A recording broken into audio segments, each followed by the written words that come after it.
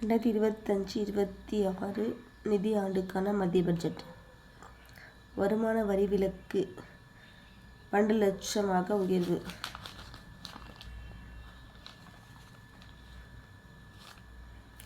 Railway துறைக்கு 2.55 லட்சம் கோடி ஒதுக்கீடு. 1 கோடி டெலிவரி ஊழியர்களுக்கு மருத்துவ காப்பீடு. வட்டியில்லா கடன், மாநிலங்களுக்கு வட்டியில்லா கடன் 1.50 லட்சம் கோடி. மின் வாகனங்கள், செல்போன் விலை குறைகிறது. விவசாயிகளுக்கு கடன் ரூபாய் 5 லட்சமாக உயர்வு. மருத்துவக் கல்லூரிகளில் கூடுதலாக 25,000 இடங்கள். சிறு தொழில் கடன் வரம்பு 10 கோடியாக அதிகரிப்பு.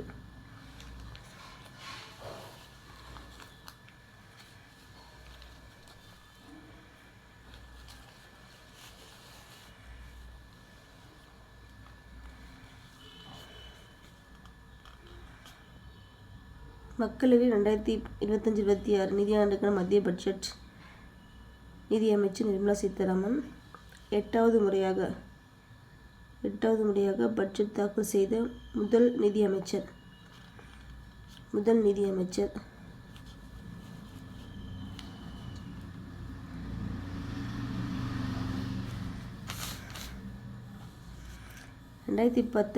ஆண்டில் தனிநபர் வருமான வரி விலக்கு 2019 2.5 லட்சத்திலிருந்து 5 லட்சமாக உயர்த்தப்பட்டது. 2.5 லட்சத்திலிருந்து 5 லட்சமாக உயர்த்தப்பட்டது. 19 5 லட்சம். 2023 7 லட்சமாக உயர்த்தப்பட்டது. 23 7 லட்சமாக உயர்த்தப்பட்டது. இப்போ 2025-26 தனிநபர் வருமான வரி விலக்கு 12 லட்சமாக உயர்த்தப்பட்டது. 12 லட்சம்.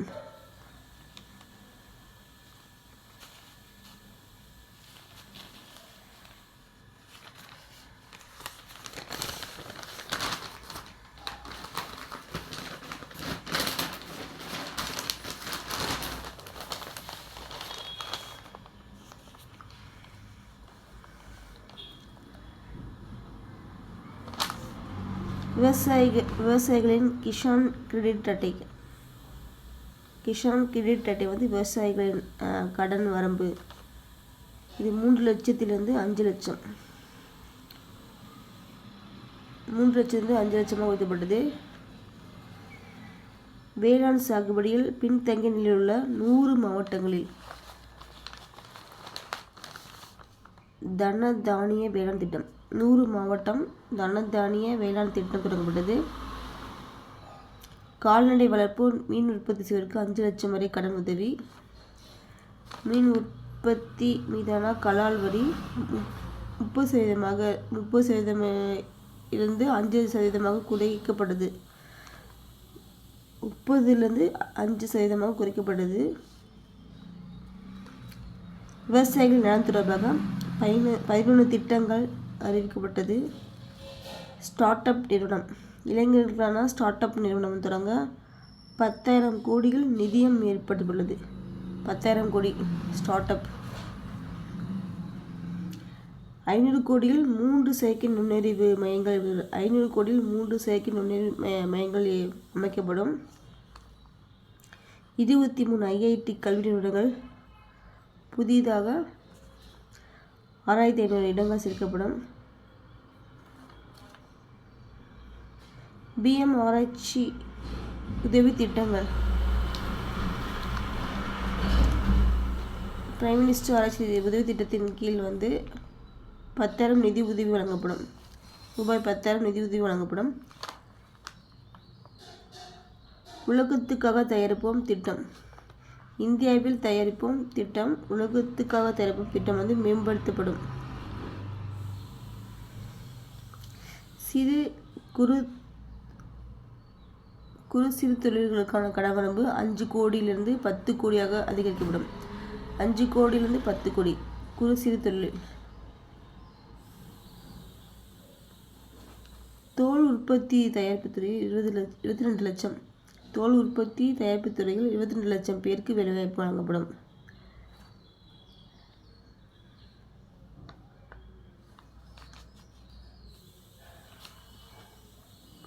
முதல் தலைமுறை ரொம்ப இம்பார்ட்டன்ட்.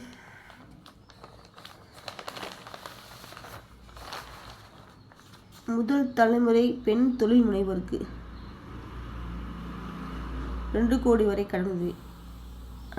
2 கோடி வரை கடன் உதவி பெண் தொழில் முனைவோருக்கு.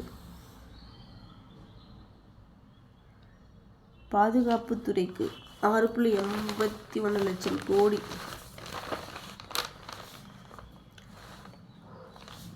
பாதுகாப்புத்துறைக்கு 6.81 லட்சம் கோடி. ரயில்வே துறைக்கு 2.55 லட்சம் கோடி. 3 பங்கு இல்லை 6 கோடி பாதுகாப்பு. ரயில்வேக்கு வந்து 2.55 லட்சம் கோடி ஒதுக்கீடு. டெலிவரி ஊழியர்களுக்கு 1 கோடி பேருக்கு மருத்துவ காப்பீட்டு அளிக்கப்படும். மாநில அரசுகளுக்கு 50 ஆண்டுகளுக்கு 1.50 லட்சம் கோடி வட்டியில்லா கடன். மாநில அரசுக்கு வட்டியில்லா கடன். வரி சலுகை உள்ளிட்ட காரணங்களால் மின் வாகனங்கள், செல்போன் சார்ஜர், புற்றுநோய் மருந்துகள் உள்ளிட்டவற்றின் விலை குறையும். பின்னடை ஜவுளிகள், பிளாஸ்டிக் பொருட்கள் விலை அதிகரிக்கும். ஜவுளி, பிளாஸ்டிக் அதிகரிக்கும். சார்ஜ், புற்றுநோய் மருந்துகள் வந்து விலை குறையும். பார்க்கலாம். 2 லட்சத்துக்கு மேல் வரி எவ்வளோன்னு. 4 லட்சம் வரை இருந்துச்சுன்னா இல்லை, வரியே இல்லை, 0 வரி. 4 லட்சம் முதல் 8 லட்சம் வரை இருந்துச்சுன்னா 5% வந்து வரி கட்டணும். எவ்வளோ சம்பளம் வாங்குறோமோ அதில் 5% கட்டணும். 8 லட்சத்து 12, 4, 8, 12, 16, 20 அப்படி வரும். 12னா 10% வந்து வரி கட்டணும். 12 16னா 15%. இப்போ வரி பார்த்திங்கன்னா 0, 5, 10, 15 அப்படி வரும். 16 20னா 20%. ஞாபகம் வச்சுக்கோங்க. 16னா 16 லட்சம் வேணால் இல்லை 15, 12 லட்சம் வேணால் 10, 8 லட்சம் வேணால் 5. இது கம்மியாக இருக்குது. இப்போ 8 லட்சம்னா 5, 12க்கு கம்மி 10, 16க்கு கம்மி 15, 20 லட்சம்னா 20%. அப்படியே 20%. 20 லட்சம் முதல் 24 லட்சம்னா 25%. இதுக்கு மட்டும் தான் கூட இன்க்ரீஸ் ஆகும். 24 லட்சம்னா 24 லட்சம்னா 25% வரி கட்டணும். 24 லட்சத்துக்கு மேலேனா 30% வந்து வரி கட்டணும். 5, 10, 15, 20, 25, 30 இவ்வளோதான். 24 லட்சத்துக்கு மேலே எவ்வளோ இருந்தாலும் 30% வரி கட்டணும்.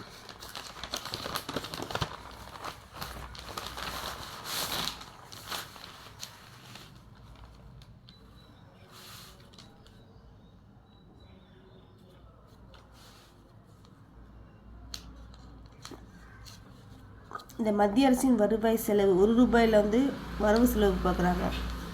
ரொம்ப இம்பார்ட்டன்ட். 1 ரூபாயில் வரவு செலவு.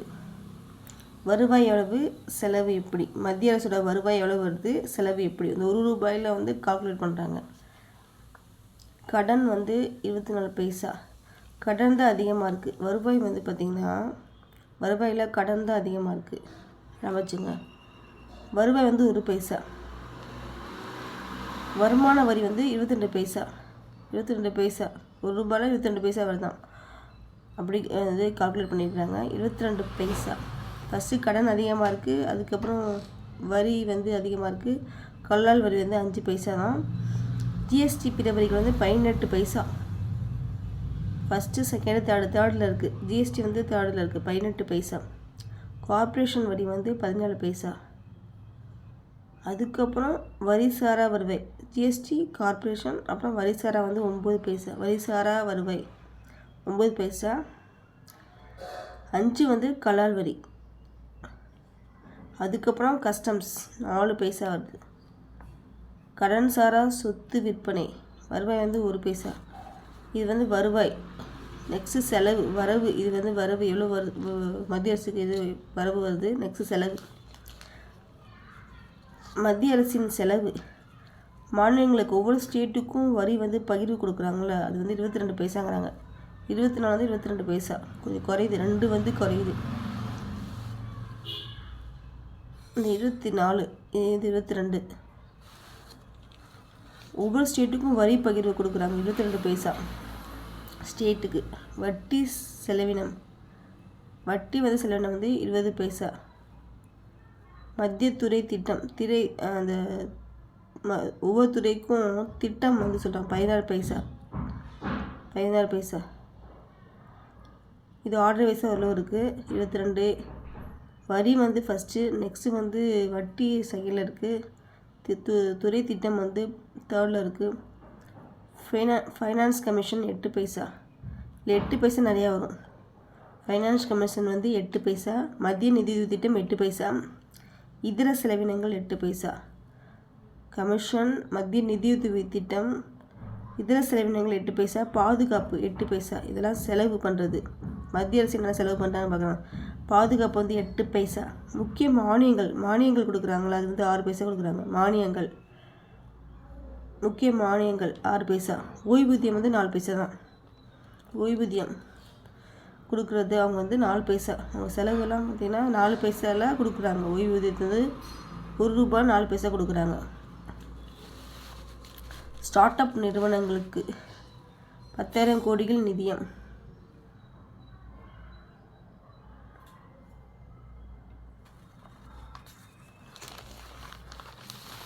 பெண்கள் குழந்தைகள் மேம்பாட்டுக்கு 26,889 கோடி ஒதுக்கீடு. இதுதான் இருக்கிறதுல அதிகம். 26,889 கோடி ஒதுக்கீடு பெண்களுக்கும் குழந்தைகளும் மேம்பாட்டுக்காக.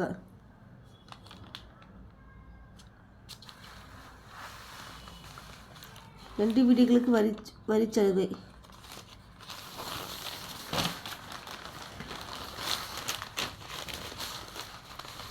குடிநீர் சுகாதாரத்துக்கு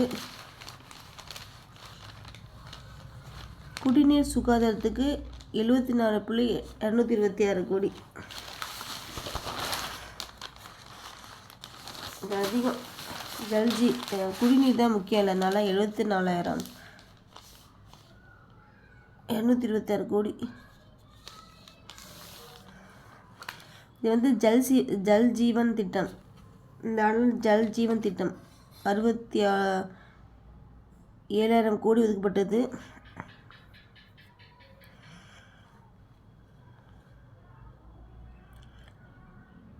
இந்த ஜல் ஜீவன் வந்து 2028 வரை நீடிக்கப்படும். அந்த திட்டம் வந்து 2028 வரை நீடிக்கப்படும். கடந்த நாளில் 67 கோடி வந்து இது பண்ணாங்க. இப்போ வந்து 15 கோடி வந்து எக்ஸ்ட்ரா கொடுக்குறாங்க குடிநீர் இணைப்புக்காக. மொத்தமாக 74,226 கோடி. இதில் வந்து 2 இருக்குதுன்னா நமாமி கங்கா மிஷன் 2 திட்டம். நமாமி கங்கா மிஷன் 2 திட்டத்துக்கு இந்த கோடி 3,400 கோடி வந்து தரப்புள்ளது. தூய்மை இந்தியா திட்டம் மொத்தம் 2 திட்டம் பார்த்திங்கன்னா நமாமி கங்கா மிஷனும் தூய்மை இந்தியா திட்டம் 2 திட்டத்துக்கு வந்து தனித்தனியாக நிதி ஒதுக்கீடு பண்ணியிருக்காங்க. 3,400 கோடி வந்து நமாமி கங்கா மிஷன். தூய்மை இந்தியா திட்டத்துக்கு வந்து 7,192 கோடி.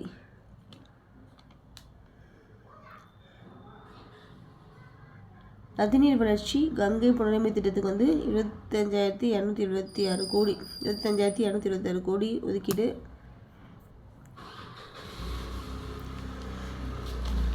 உள்கட்டமைப்பு திட்டங்களுக்கு வட்டியில்லா மாநிலங்களுக்கு 1.5 லட்சம் கோடி கடன்.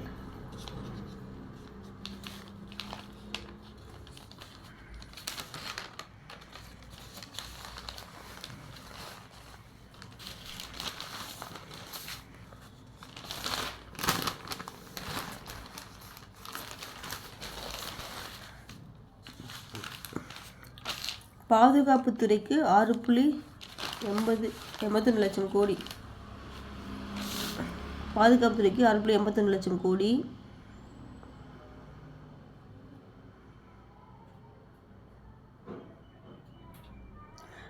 கடந்த ஆண்டு வந்து 6.21 லட்சம் தான் கொடுத்தாங்க.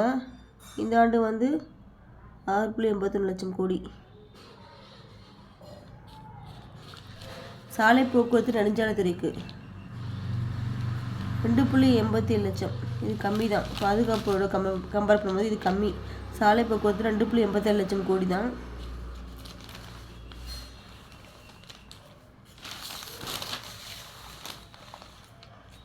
கிஷான் கடன் அட்டை உச்சவரம்பு வேளாண் துறை ஊக்குவிக்க. இது வந்து எதுக்காக? வேளாண் துறை ஊக்குவிக்க கிஷான் கடன் அட்டை உச்சவரம்பு வந்து 5 லட்சமாக உயர்வு. காப்பீடு துறையில் 100% அந்நிய நேரடி முதலீடு. காப்பீடு துறையில் 70% இருந்துச்சு அந்நிய நேரடி முதலீடு. இந்த பட்ஜெட்டில் வந்து 100% உயர்த்தப்பட்டது. இந்த பட்ஜெட்டில் 2025-26 1.5 லட்சம் ஊரக அஞ்சல் நிலையங்கள் மேம்பாடு. 1.5 லட்சம் ஊரக அஞ்சல் நிலையங்கள் மேம்பாடு.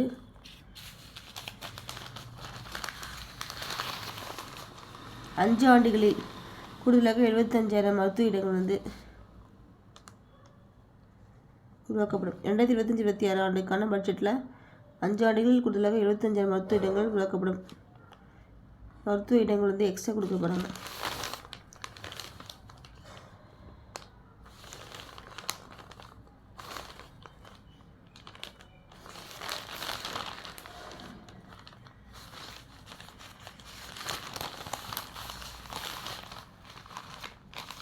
நகர்ப்புற கட்டமைப்புக்கு 1 லட்சம் கோடி நிதியம்.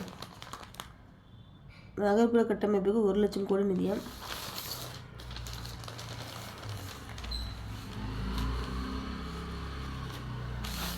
திருக்குறளை மேற்கோள் காட்டிய நிதியமைச்சர். ஃபஸ்ட்டு இந்த திருக்குறளை சொல்லியிருக்காங்க. இந்த வருஷம் 2025-26 நிதி ஆண்டுக்கான பட்ஜெட்டில் வந்து வானோக்கி வாழும் உலகெல்லாம் மன்னவன் கோநோக்கி வாழும் குடி. இப்போ இம்பார்ட்டன்ட் கேட்பாங்க. சப்போஸ் சான்ஸ் இருக்குது. எந்த குறளை வந்து மேற்கோள் காட்டியிருக்காங்கன்னு நிதியமைச்சர். வானோக்கி வாழும் உலகெல்லாம் மன்னவன் கோநோக்கி வாழும் குடி. இந்த திருக்குறள் வந்து மத்திய நிதியமைச்சர் நிர்மலா சீதாராமன் வந்து பட்ஜெட் தாக்கலின் போது மேற்கோள் காட்டினாங்க. என்ன கருத்துனா, உயிர்கள் எல்லாம் மழையை எதிர்பார்த்து வாழும். எல்லா உயிர்களும் மழையை எதிர்பார்த்து தான் வாழும் அப்படிங்கிறாங்க. குடிமக்கள் நம்ம வந்து எல்லாமே என்ன வேணும்னா ஆளுநர். குடிமக்கள் என்ன பண்ணால் ஆளுவோர் யார் ஆள்றாங்களோ அவங்க நேர்மையான ஆட்சியை ஆளுவோரின் நேர்மையான ஆட்சியை எதிர்பார்த்தே வாழ்வார் என்று வள்ளுவர் வந்து கூறுகிறார். இந்த குறள் அந்த அர்த்தம் வந்து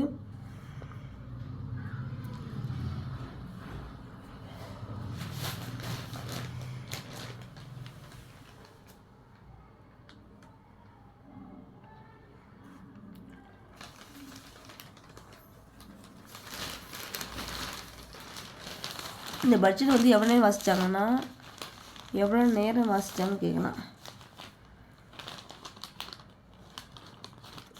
1 மணி நேரம் 17 நிமிடம். 1 மணி நேரம் 17 நிமிடம் வந்து பட்ஜெட் வந்து ஒரே வாசித்தாங்க.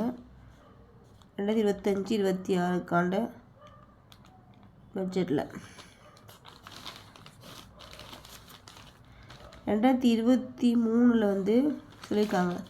2023 வந்து 87 நிமிடங்கள் தான் வாசிச்சிருக்காங்க. 22 வந்து 92 நிமிடங்கள். 21 வந்து ஃபஸ்ட்டு காகிதம் இல்லா பட்ஜெட். முதன்முறையாக காகிதம் இல்லா பட்ஜெட்னா 2021 தான் அறிமுகம் பண்ணாங்க. காகிதம் இல்லா பட்ஜெட், பேப்பர்ஸே இல்லாமல். அப்போ 2021 வந்து 1 மணி நேரம் 40 நிமிடம் உரையை வாசித்தார். அவங்க வந்து 8 தடவை இது 8வது முறை. 2020ஆம் ஆண்டில் 2 மணி நேரம் 20 வந்து 2 மணி நேரம் 41 நிமிடங்கள் வாசிச்சிருக்காங்க. 2024 வந்து 56 நிமிடங்கள் வாசிச்சிருக்காங்க. இவங்க இப்போ 2025-26 வந்து 8வது முறையாக வாசிச்சிருக்காங்க. 1 மணி நேரம் 17 நிமிடங்கள்.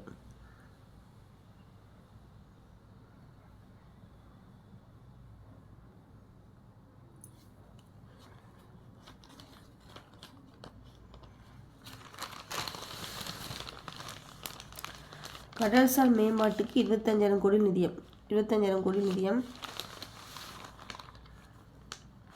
மாலத்தீவுகளுக்கு 600 கோடி நிதியுதவியம் வழங்கும் இந்தியா.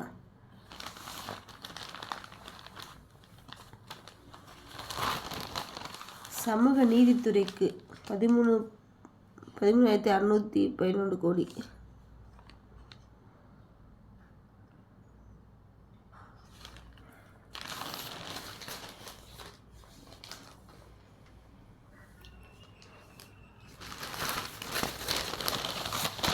விளையாட்டுத்துறைக்கு விளையாட்டுத்துறை 3,794 கோடி. விளையாட்டுத்துறைக்கு 3,794 கோடி. மூத்த குடிமக்களான வட்டி டிடிஎஸ் வரம்பு 1 லட்சமாக உயர்வு.